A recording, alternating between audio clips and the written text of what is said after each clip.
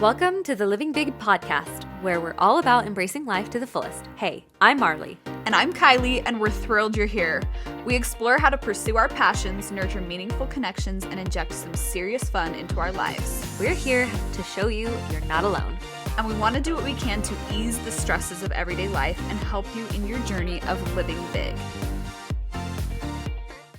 Welcome back to Living Big. This episode is going to be a really fun episode requested by you guys, specifically talking about how to make friendships in early motherhood. I feel like this is a hard thing to do and something that we're all working towards. Definitely. And so I felt like this was a great topic for November, as well as just in general in the early motherhood days. Even if you're not in your early motherhood days, but you're in your like newly married days, or honestly even college girls, a lot of this stuff that we have prepared tonight can help you in all these scenarios. But specifically for moms, I know that early motherhood can feel really isolating. I know that it's a time where you're doing a lot of self-discovery. There's so many new transitions happening, and it can kind of just feel scary. But I feel like with the right mindset and approach, it really is possible to build meaningful relationships. And that's a huge pillar of our podcast, is making connections, doing things together, like just making the journey easier for all of us. And relationships are a key part for us. Like I said, motherhood is a time of drastic life changes, especially at the beginning. Yeah. When you're like, I'm trying to figure this whole thing out. I don't know what I'm doing physically, emotionally, and socially. Ugh. Like all of the above. A whole new person. It's just hard. Ugh. And great. But it's so much better when you have people in your corner who can help you and support you, and just like who are going through something similar. Yeah. I feel like that makes it feel so good, because you're like, I'm not alone. I have this theory that women go through puberty, basically. Yes. Multiple times over and throughout over our lives. Again. We just like never stop going through puberty, right? So you watch like Inside Out 2 and they come in and tear everything apart inside of her brain with her emotions and things, and then they just leave it, right? Yeah. It happens so many times, and this is another big puberty moment. Yes. It's just such a pivotal, rocky time, because there's so much more than just you at this point too. Yeah. Like puberty when you're younger, that's hard, but it's just you trying to figure that out. Yeah. And all of a sudden these little humans also rely on you, and you're also like, now I don't know what's going on. So I don't know what's going on in my body, hormonally, physically. And then once again, you're like, now that I've had this major life shift, a lot of your relationships shift too. You're like hitched to a person as well. Yeah. Your husband, and that whole dynamic changes. Yeah. And so, let alone your friendships. Yeah. And we've talked multiple times. We've had episodes about this, building your village, building community, making friendships. Like that's, again, one of our main goals with this podcast, is like, we wanted to build a community of women who could find friendship and find solace and find like this approachability and just joy in community. Yeah. And so we're just not going to stop talking about this topic, because it's important. And I feel like, especially in our digital age, we don't know exactly how to make these connections. No idea. Back in the day, we've talked about this in our village episode. Yeah. That you used to just walk outside and it was whoever lived next to you.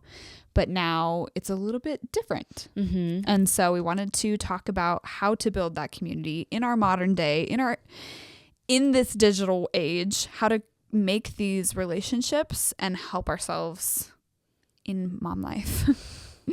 So we're going to give you guys some tools to make you feel less alone and just help you build these meaningful connections. Yeah. And I just know that, like, personally for me, the emotional support and the validation and the companionship and just like a safe space to share joys and struggles has been super, super important for my mental health, for my joy. It's also a great way for me to remember that I can be silly and have fun, and it gets you through so many ups and downs. And for me, that's been so crucial. I think it is for everyone, but from my own experience, I can say that. And we want to help you guys. Yeah. So I love that. We're going to first get into some research on the topic. This is from Reuters Health. It says, when new mothers have friends ready to step in and help them, they have toddlers who score better on cognitive tests than the babies of women with smaller social support networks. A U.S. study suggests. Strong social ties to friends and family have long been linked to better behavioral and physical health outcomes for adults. That makes sense. Mm-hmm. And plenty of previous research also indicates that infants and toddlers' bonds with caregivers can have a lasting impact on children's emotional, intellectual, and social development. That is so interesting. Yeah. That is so interesting. So it's even more than just moms. Yeah. Not just their mothers, it's caregivers. Yeah. As they are connected to more people, the better rounded they're going to be as humans. So it's not just that friendship is good for the mom's health, but literally improves children's like intelligence and their health, which is so cool. Very cool. I love it. This is from Motherly. It says, this is research involving 270,000 people found that friendships were as important, if not more so, to our overall well-being as our relationships with our spouses and family. I can attest to that. Okay? I can attest to that. I'm trying to be silly about it, but like I know what that's like. Yeah. To rely on friends more than family sometimes. And that they can be just as important, if not more important. Yeah. Oh, the same researcher also looked into whether the quality of those friendships matters. It does. Big surprise there. People who had strong friendships reported being happier, while people without quality friendships reported more chronic illness. Interesting. Yeah. Humans are social creatures. For thousands of years, we have relied upon each other for literal survival. Yeah. Literal survival. Humans need connection and support like we need water and air. This means that it's not selfish to prioritize friendships. I'm looking at you, fellow moms. Who said that? Is that from the same thing? It's from the same thing. From Motherly? Okay. Yep. Yeah. I don't know what it is. Maybe like societally or whatever. We're told that we need to have it all together. We need to be doing everything ourselves. Very self-sacrificing. We've been having this conversation, just the two of us recently, because we try to do it all. We're very much do it all perfectly. Exactly. No one can see that we don't have things falling through the cracks. And I wanna bring us back down to earth right now that Kylie and Marley do not have it all together. No. Okay. I've had people ask me, and I bet you've had people ask you, how do you do it all? You never rest. It looks like you're just always doing something. Like, is your house also perfect? And like, you know, like, but we do we're looking at a highlight reel on social media, right? Quite literally. And whether or not like you're comparing yourself, it's easy to just start to think, oh my gosh, that person must be doing better than I am, because it looks like from the outside, from their highlight reel, like they're doing everything. Like you see us a lot on social media. You see us on our own pages. You see us on Living Big. We post every single day. Every day. It looks like we have got a lot going on. We're putting stories in the background. The house is messy. Kids are screaming. You know, like I had a mental breakdown that day. You know, like you don't do it all. You pick and choose what you do. Yeah, exactly. Right? And so in a moment where it looks like, oh my gosh, they're rocking it in every single sphere, and I'm barely making it through this one thing, like just know that's the same for all of us. Like you're not alone. Yeah. We all have stuff. Yes. And then some things, like when we are putting our full attention to them, we're doing them well. Yeah. But that doesn't mean that everything else is going well. No, absolutely not. So just wanna put that out there as a fat disclaimer. Yeah. We don't have it all together. And this whole idea of balance is just honestly a lie. Back to the friendship stuff though. Yeah. Yeah. Where to find new mom friends.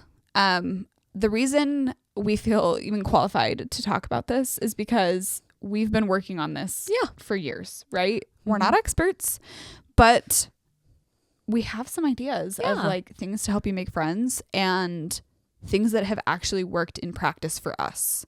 So things that we have actually implemented and then seen the fruits of those labors. And it's taken a long time. That's another disclaimer I want to put out there is like relationships aren't like an on and off switch. They take time and effort, and you have to give as much as you take.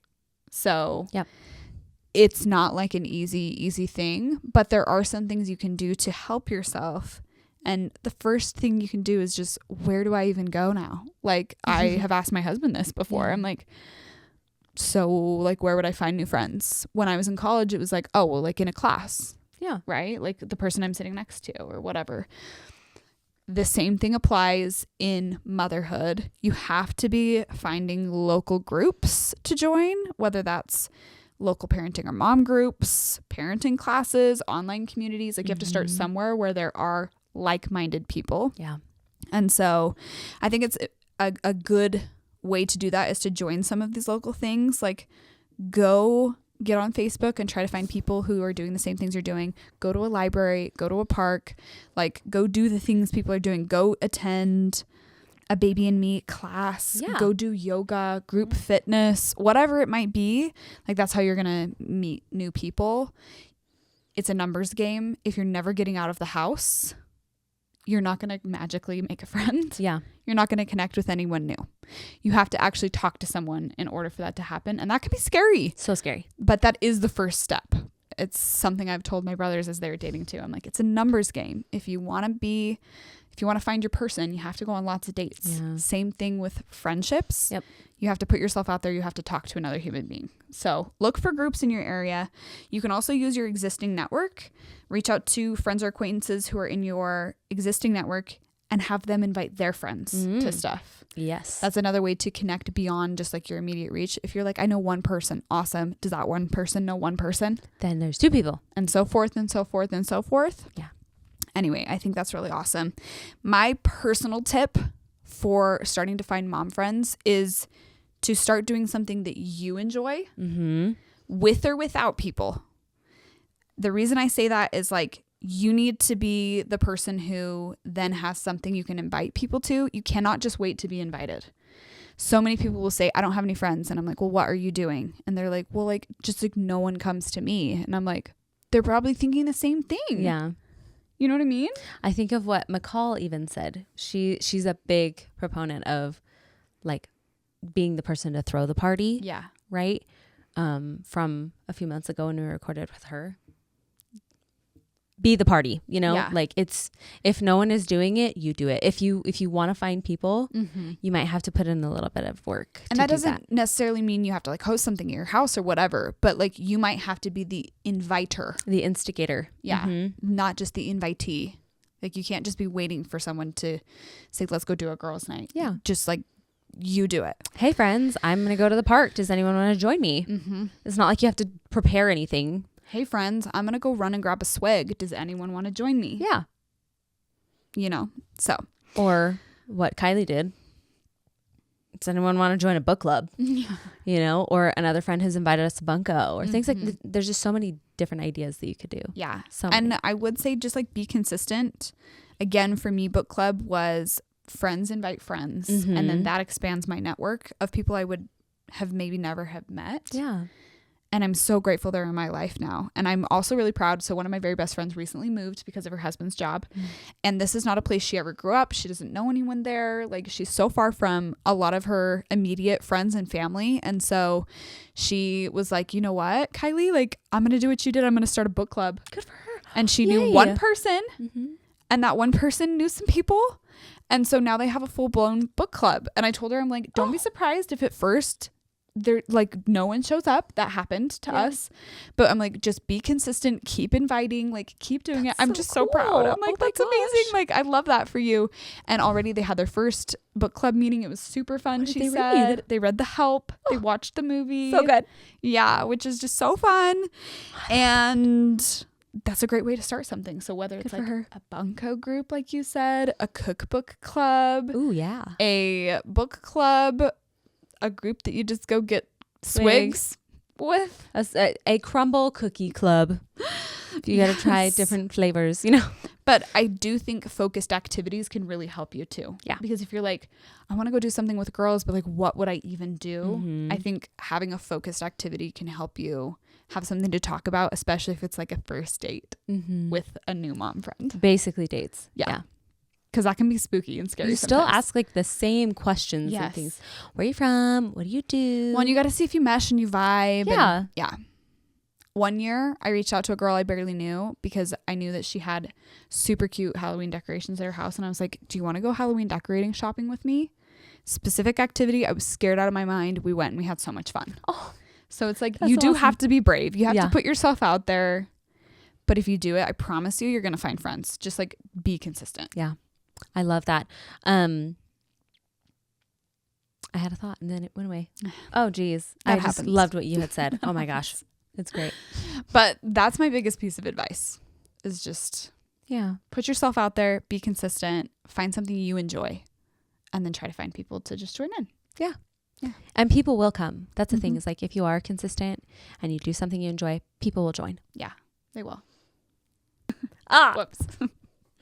Okay. Oh, I was going to talk about Bunko and how it feels like an old lady game, but that's okay. It's really fun. Everyone needs to do it. So does book club sometimes. Like at first it didn't feel like it was a young person thing. When I started my book club, it's not like that was like popular. Yeah. People weren't doing book clubs. Yeah. It's now like boomed. It's like everywhere. Yeah. But when I did it, I was like, and people were like, are we 80? Like genuinely when I would text them and I was like, do you want to join? We also weren't reading like the most popular books either. And they're like, are we old? And I was like, a little bit, but that's okay. An embroidery club. Yeah. Come to our event. Wink, wink. Yeah. I will also say, I think one of the things I like most about book club is usually there are specific questions we ask and it drives the conversation into something deeper. Yeah. Into something you would normally not talk about. Exactly. And I think there's something really special about being able to just get to know people better kind of thing. Yeah. Being able to see people's kind of more vulnerable side in those questions. And it's great practice for your brain too, because you're like, I'm going to share something. I'm going to like think of a new thought I've never thought of. Explore new cultures with somebody. Yeah. Like it's really cool. And it gives you an actual something to talk about instead of just like, should we gossip? Which is fun too, because we did that a lot last night at Bunko. It was way too fun. It's good. It's good to mix both. I feel like, you know, if you can yap, great. If you can also have deep thinking conversations, so good, and connect over something that's so complex and whatnot. I just think about Thousand Splendid Suns and how everyone had amazing thoughts about it. And even I learned, we learned so much about the way people grew up and the way that makes them now. And I was there like, were this like 12 is so people insightful. there. Like it was amazing. So cool to learn how your upbringing impacted you and who you are now and why you are the way you are. Yeah. Like so insightful. So awesome. So I love that. Oh, so fulfilling. I feel both like of them. Any fulfilling relationship is going to have both. Yeah. It's going to have the fun, silly, goofy, and then it's going to have the deeper, like vulnerable, connective stuff as well. I love that. And it takes time. You don't always have to. Okay. I love that. I've been saying it, I think, this whole time. Me too. We're so sorry. We know we say that a lot. We're trying to scale back on how much we say certain things. Yeah. We're trying to work on our speech. Yeah. It's a hard thing to English. I'm turns so out. sorry though. I cut you off. Oh no, it's all good. Continue. No, I don't remember. It's all good. Oh no. Rough. Well, okay. I feel like we kind of already did this, but like the tips to getting started: start small, go to one thing, find something on Facebook, and it can be with or without your kids. You know, like you don't have to do something with your kids if you don't want to. That's fine. You can absolutely do something with your kids if you want to. But yeah, just be consistent. I just joined a gym, and I'm trying to talk to other people there because there's a daycare at the gym as well. They watch your kids, and I'm like, who knows? Maybe I'll meet my next best friend here. Yeah. That's kind of what I tell myself a lot, actually. It's like, maybe I'll meet my next best friend. Yeah. Because who knows? So then it encourages you to open up and to be brave. Yes. Yep. and to talk to people. That makes it easy because it's already something we have in common is Yeah. we're like at a gym together because we kind of like going to the gym or something, you know? Mm-hmm. So if you like to read books and you go to the library kid reading things they do, that's a shared interest, right? And that's why I say find something you like Mm-hmm. and then try to start incorporating people into it, because then you're going to find someone who maybe you gel with a little better. Yeah. And maybe be approachable, you know, because you never know who might want to talk with you as well. I think just like looking at kind of the networky type of event kind of situation, you know, where you're like, I just want to talk to one person, or this is my goal for this thing that I'm doing or whatever. So be approachable, smile, and have like a go-to question and maybe a goal or something, you know, you're like, I want to talk to 2 people. I want to talk to 3 people or whatever, you know, things like that. That can really help in trying to find friendships. Yeah. So. Yeah, I totally agree. Some how to build and maintain friendships as a new mom. Again, we're talking about this, but here are some more ideas. Making the first move. We've talked about this. Be the first one who reaches out. Suggest a smoothie date or a stroller walk. It doesn't have to be extravagant. It doesn't have to be extreme. It doesn't have to be long. It doesn't have to cost money. It can literally just be, I see you're at the park. I'm at the park. Do you want to sit by each other and chat about our kids? Or like whatever it may be, you know? So just make the first move. Don't be afraid to walk up to someone and say something to them. Perfect. I love that. Now, people are going to be people. People they might surprise you, but they also might disappoint you. Yeah. Okay. So just have low expectations. You can have expectations for yourself and what you're hoping to do in a situation, right? But I would just say probably lower your expectations just because you never know what a person might be going through. Right. And what maybe has shifted for them in their life that has made making friendships harder for them or whatever. You know, I've seen that where people just come in and out of your life based on what's going on in your life, what's going on in their life. And that's so normal and okay. So have low expectations for people. Invite as much as you want kind of thing. You can have hopes and whatnot, but I would just say offer grace where possible, and to have realistic expectations for other people while having maybe goals or expectations for yourself. And just being flexible, like understand, like you said, like people's schedules are busy and like things might come up and something you might have been really looking forward to might not happen with that individual. And like, that doesn't mean that the friendship has to end or that it's not working or whatever, you know? So the I grace, appreciate that. super important. Yep.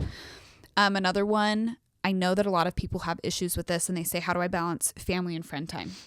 Because when you have kids, they take up most of your time. Yeah. And then, you know, if you have a spouse who's out of the house working, you want to be able to connect with everyone on the same level and have time and spend quality time with everyone. And I know this has specifically been something I'm tackling right now in the stage of postpartum with 2 kids, is how do I carve out time for my friendships while still really prioritizing my family time and then my own self-care, because you also need time on your own. Right. So it's like you need time with all the people, and sometimes those things don't overlap. Yeah. Sometimes they do.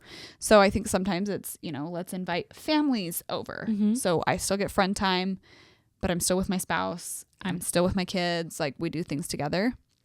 But I do really think that it's important to take some time both for yourself with your friends and with your spouse with your couple friends and things like that. And I know it can be hard to find babysitters. I know it can be hard, you know, if your spouse comes home from a long day of work and you're leaving them with rowdy kids. Like, I totally get that. And so for me, I have to look at a week. I'm an over planner. I have FOMO. I want to be a part of everything. I am a super social bug. I just like to plan things myself. Like, I love lots of events and things, but I have to right now in this specific season, like you were saying, we all have different phases at different times. Yeah. I'm having to look at things and say, if I do said thing this evening, is that going to overwhelm me the rest of the week because I've done too many things in a row? You know, I've had too many nights out. Yeah. Are my kids going to suffer? Sometimes I think we can go the opposite direction where, again, we self-sacrifice so much that we don't even do anything. Right. Your kids aren't going to suffer if you take one night for yourself. Yeah. It's good. And if they cry, they're going to be okay. You're going to be okay. But I do think it is worth it to talk about how do I like balance friend time and family time and prioritize all the things. Do you have any thoughts on that? Yes. My thought is that we've kind of talked about this before, how balance is a fallacy. Yeah. It doesn't exist. I think what we need to focus on more is how we're feeling. Mm-hmm. And when we feel like we are not giving enough attention to ourselves, step back and give ourselves the attention. When we feel like we are not giving enough attention to maybe our spouse, go that direction. Like I feel like we try to preemptively plan everything so that way we never feel that like maybe discomfort or whatever about neglecting something. Mm-hmm. But the truth of it is that you're always going to be neglecting something when you're working on a different thing, right? Yeah. So if you're prioritizing yourself, of course, your child is not going to be your priority right that second, right? So that's always going to be the case. So I would just say, give yourself some grace. Like be okay with it being a little uncomfortable. Be okay with that. Yeah. Understand that balance is not real. Mm-hmm. That true perfect balance cannot be achieved by perfect planning because your body is going to tell you what you're missing. Yeah. And I think it's more important to be able to be in tune with your body and what it's trying to tell you. Yeah. So, and then again, communication is key in any relationship. So if your family is suffering without you, then you guys need to have a conversation about that. And then you need to say, well, it's really important that I do said things. So how can we make this work? Yeah. And then how can I also scale back if this is actually an issue? Mm-hmm. Like just communication all the way around, both with yourself and with others, is going to help you fulfill all the roles that you're trying to fill and still have friends. Yeah. I mean, we were just saying that we don't have it all together, and yet we are able to still be close with our spouses and our children and friends. And that I think is because we are better at being self-aware, in tune with what we're needing, what our families are needing and things like that. I will say those are skills that I'm not perfect at, but I'm learning and I'm working on, and I see you learning and working on as well. Yes. There are plenty of times when Kylie is like, you know what? I need to sit this one out. Yeah. I know I want to do it. It would be so fun. It's a new thing for me. I don't usually sit things out, but I'm trying right now. Right. It's hard because it's just so fun. Oh my gosh. And yeah, but it's a skill to know when to sit out. So yeah, communication and being self-aware, I think. Just listening to what it is that you and your family are needing. Yeah. How to balance it all. Yeah. And I a lot of times like get mad at myself because I'm like, I should be able to just plan it so that way I don't feel this way. But you can't. I don't think that's possible. And I don't even think it's necessary. It's even like you do. For me, I will sometimes plan things out and I'm like, this is perfect. I said no to this thing so that I'm not gone 3 nights in a row. And then the night that I'm really excited for, it doesn't go as planned because we come home and the house is on fire, literally. You know what I mean? And so then you have to like let yourself kind of adjust to that and not get so in your head that rocks your world and you're so upset that then you like don't ever go do something with your friends ever again, you know, or whatever. Or like you're like, give up all the plans. Like, never mind. The computer was actually on fire. Yeah. You were like, your world is on fire. And I was like, I think a computer was actually on fire. Actually on fire. So there are unexpected things that happen, I feel like. But like. And that probably was so fun. Yeah. To be able to like rearrange your whole house. It was. And just like. And we needed it. And I thought I needed a night out with my friends. And I just got that later. Yeah. You know, and so that was great. Yeah. But then there are other times where, again, like last night I was trying to go to Bunko. Yeah. And the kids were being a lot. Yeah. And my husband had a really stressful day at work and he was trying so hard to be like so upbeat and like, I got this. But I was like, I'm so sorry that I'm leaving you right now. And I actually said to him, never mind, I'm not going to go. Yeah. And this was like the 6th Bunko in a row I would have missed. Not 6, but basically. I think it was the 3rd, maybe. Yeah. But they happen once a month. Maybe so the 2nd? You miss and it's like, ooh. Anyway. And so I really appreciated him. I just felt like, and I was like about to cry. And he's like, no, I'm going to rally. I got this. Eat this food. Oh. Your blood sugar's low. Yeah. That's why you're about to cry. Oh. And get in the car and go. And then I was running late, and so then I was like You weren't traffic the and only one. everything. But I'm like, is this even worth it? Should I just turn around? And I'm so glad I didn't. Yeah. You just sometimes have to like help yourself. Yeah. Because life happens. Yeah. Life jumps in and tries to like, sometimes it does get you. For real. So For real. just go with the flow, Yeah. roll with the punches, say no sometimes, but not always. Sometimes go, even when it's hard. Yeah. Being vulnerable. That's something that I feel like we've gotten good at Yeah. because we had to. Yes. We had to rely on each other and other people and friends and whatnot in order to make it through. Because we're sitting there trying to soldier on. All by your lonesome. And then you hit a wall that you cannot get over. Yeah. And if you don't tell someone, you might just die. Yeah. Literally. Seriously. Actually. Yeah. Like there's been times when I've hit that postpartum, when you've hit that postpartum, when other friends have confided in me postpartum. It's a tough one. It is so hard. There's usually like a very distinct moment when that hits. Like it's tough. It's tough for a lot of like recent postpartum. Yeah. But there's like usually one defining moment when you're like, I don't know if I can do this anymore. I don't know if I'm going to make it out alive. I don't know if everyone feels that way postpartum, but oh my gosh. I think they do. I If really you don't, I want to know. If you don't, some of my friends have had wonderful postpartum experiences. maybe it's because they had uber amounts of help Support. Yeah. and support.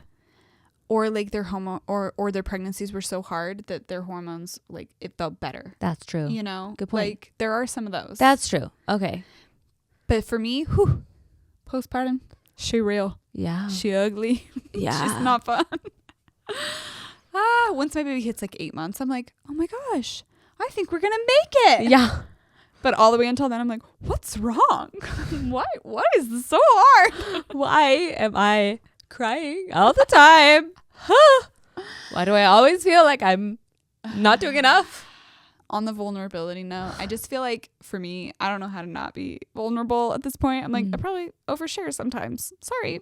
Not sorry. Not sorry. But I feel love and connection with people on a deeper level. It's really hard for me with friendships that are just like, Yeah. it just feels not real. Like I'm like, it's not that I need you to like cry or I need to cry to you, but I just want to like understand you, and I want to be able to help you and like enrich that relationship and feed that relationship. And I feel like you can't quite do that if you're just always like floating by. Yeah. If you're always just fluffy. Here's the thing though, is I don't think it's the quantity of friendships. So like you're not going to get there with everyone. Yeah. You're not going to have like a certain level of vulnerability with all your friends, right? There's definitely friends that are fluffy friends, and there's friends that are best friends, and then family friends, right? Things like that. So being able to discern who those people are in your life and being able to trust that you can be vulnerable and they trust you to be vulnerable. I guess the other thing I would say too is not just being vulnerable, but being an open vessel so that other people feel comfortable being vulnerable with you. I like that a lot. Because we talk a lot about what we can do to like be vulnerable with others. And that's important and hard for a lot of us. But I also think like if you can be that soft landing place for someone else, like what a blessing. What a blessing that could be for someone who's really scared and doesn't know what to do and doesn't know who they can open up to. Yeah. If they know you're safe, then that's like so awesome. I think a lot of people, we're talking about moms, right? I think a lot of moms, and maybe this is just like mostly generalization of a woman's experience, and I don't love to overgeneralize, but we a lot of times have thoughts swirling around in our heads. We just need to get it out, and then we're okay. Yeah. And then it's like, oh, okay, now I can breathe. It's no longer plaguing me what's going on in my brain right now. Okay. And so rather helping you just like, I'm not crazy. Yes, exactly. And I feel like a lot of times what majority of women need is a you're still doing great. I know that you've got a lot going on. I know that you're feeling overwhelmed, and I'm not going to try and fix it. But I see you. I see you, and I know that you're doing an amazing job. And I love you. Yeah. And it's going to be okay. Yeah. Yep. Even if it's not right now. Yeah. You know? Yeah. Yeah. So that's how you can kind of be that open, vulnerable, soft spot for other people, is being validating of people's experiences, allowing them to vent and whatnot, but also not trying to just jump in and fix it. Yeah. So I think we sometimes tend to do that, but being able to just sit and listen and have like a go-to of like, I see you. Yeah. Oof. The other thing too is just, I think we like talking about ourselves naturally because we're the main characters of our life. Yeah. Those are the people we live with in our heads ourselves. Yeah. But if you can get good at asking questions, you can absolutely change lives and help people on such a deeper level than by just sharing your own experiences. So practicing asking questions, and sometimes they're going to come out wrong and they're going to be awkward and weird, but it's going to help you become a better friend and become more vulnerable and be that open space for someone if you are actively like reaching out, asking questions, looking for things to talk about with people. Yeah. A couple of episodes ago, we put out a reel in the week or whatever that had a bunch of questions as options. So if you need some inspo, go check that out from the We're Not Really Strangers episode. I feel like we're taking kind of some of these similar topics that we've already kind of talked about and maybe just going deeper or looking at them with a different perspective. Let's talk about some mom guilt. We've talked about mom guilt, right? We had a whole episode on it with Hannah Olsen, and she's amazing. We love her so much. Please go back and listen to that, because if you are experiencing mom guilt, that is so helpful. She's an expert. She's awesome. And follow her on Instagram. We love her. Yeah, so much. It can be really hard to let go of that. But when you recognize that the research says that your children are going to be even better off because moms are taking care of themselves, I think that'll help. Remembering your why of why am I helping, or why am I spending time with my friends? Why am I taking time for myself? Whatever it is, it's because I'm needing to reset and become a better mom for my kids. The other thing too, and we've mentioned this before, but I was talking about this with a friend last night who, again, is having a hard time postpartum and like leaving baby and everything. And that's so hard. And she was specifically talking about but my baby needs me. And I'm like, absolutely, of course. Yeah. Like that's biological and you need your baby and vice versa. But one thing I think we sometimes don't think about with this mom guilt thing specifically, feeling like, I'm abandoning my child or my children, is you are giving the other people in their life an opportunity to create their own relationships with that individual. And so I'm like, her dad gets to connect with her on a different level than when you were there watching over that situation. Everyone needs their time to create their own relationships. And so it's going to be beneficial for your kid, A, to see you go do something fun for yourself, but B, to then strengthen their own relationships with other people. Yeah. Whether that's a babysitter or the other spouse or whatever that looks like. Yeah. Think about also the confidence that builds for that spouse as well, if they are able to hands off build that relationship. And they deserve that, right? That's part of the gig that they signed up for in creating this human. Yeah. And so we all need to see that it is a group effort, that moms don't have to do it all by ourselves. Even though we feel weirdly like we should, and that society has pressured us to do that. No. Okay. We're here to tell you that's not the case, that you matter as a you person, not just as a mom person. Yeah. That you deserve time for yourself. You deserve time with your friends. And there is a way to build and strengthen all of those types of relationships. I think we feel the guilt sometimes because being a mom is a huge relationship and responsibility.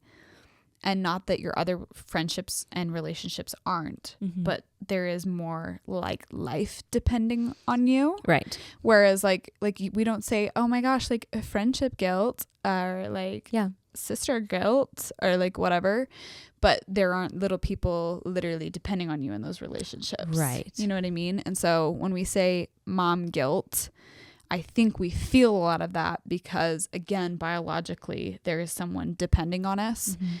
But I just like want you to ask yourself when you're feeling that, like, what is the worst that could happen?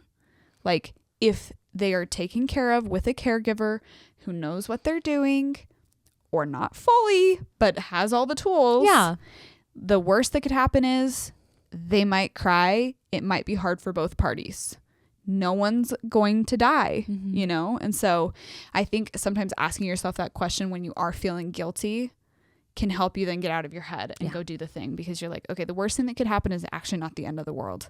So we're just going to do this because it's going to be beneficial for me as a human, a whole human. Yes, that super helps me, is the worst case scenario. I like to go through that a lot when I have some anxiety about something. Stress. In general. Yeah. It's a good practice. Yep. Friendships change. I kind of talked about this a second ago, that, you know, people kind of come and go through life, and it's important to understand that friendships and relationships, they evolve as you go through motherhood. Someone who doesn't have a kid isn't going to fully understand your experience, but that doesn't mean you can't be friends with them. Yeah. Right. And vice versa. You know, you can absolutely be friends with people if you don't have kids, you know, who do have kids. I feel like there's this weird misconception that like you can't be friends with people that have kids. Yeah. If you don't have kids. We have so many friends that don't have kids. Yeah. And then so many friends who have way more kids than we do. Exactly. And some that are in the exact same situation as us. Yeah. So. Friendships just are constantly evolving, again, kind of based on people's experiences, what they're going through in their life or whatever. And you just never know. You never know who you're going to need in your life at that point. And you're never going to know how you're going to be needed to someone else in their life. I think there are also sometimes some natural drifting. And I think that's okay too. I think sometimes we can be super hard on ourselves and ask ourselves, well, what's wrong with me? Like, why don't they like me anymore? Why don't they want to be my friend? Or I feel terrible because I haven't been reaching out to them constantly. Or I have and they're not responding, or like whatever it may be. And it's okay for you to just sometimes gently let go.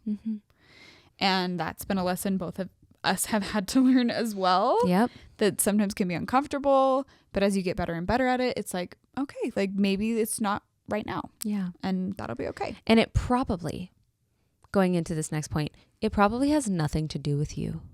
Okay.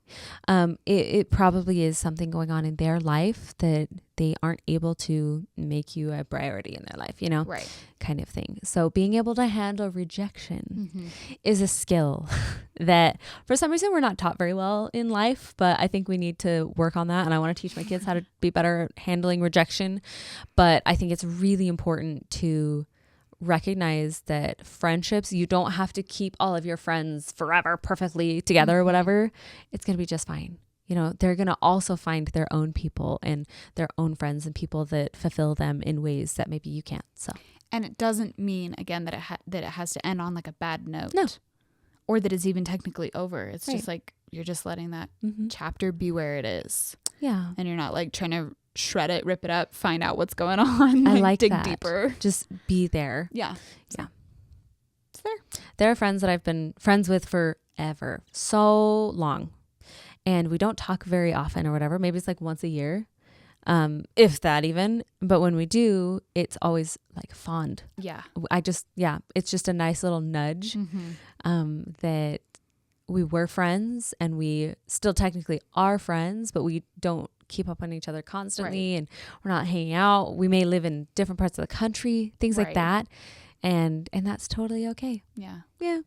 And if instead you were like, oh my gosh, because we don't talk all the time, that means they don't want me to be their friend and like feeling all those rejection feelings, that would be so difficult. Yeah. So I think just like A, learning how to handle rejection, but B, like not always making things into a huge deal when they just maybe just need to just like hang out there and they're just off to the side, but it's okay. I like that. Just let it be there, you know?